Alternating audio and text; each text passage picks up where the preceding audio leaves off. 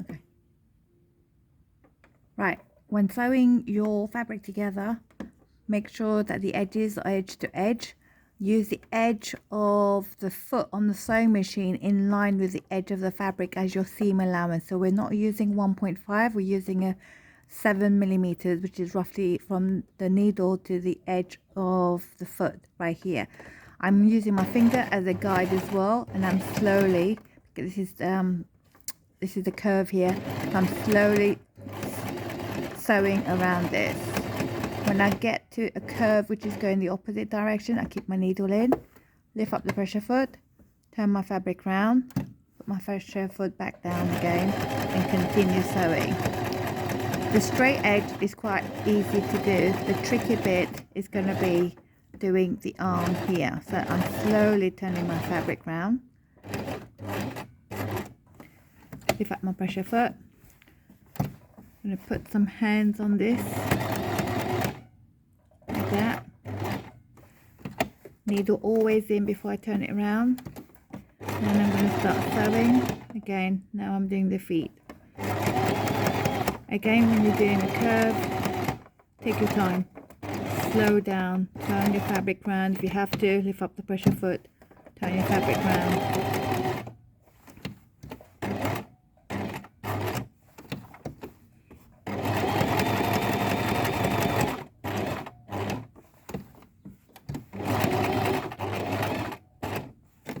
You want to try and keep your seam allowance as consistent as possible, using the edge of the foot against the edge of the fabric like this,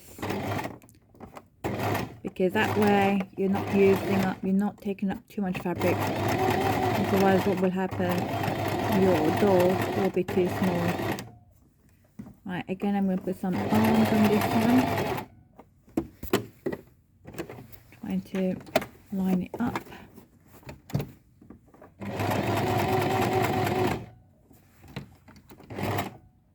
When you're doing tight curve, it's better to do a few steps at a time.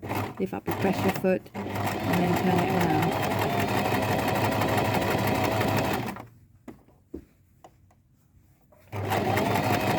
Doesn't really take long to sew. Best thing for you to do is actually just take your time, do it correctly the first time round, then you don't have time to take anything.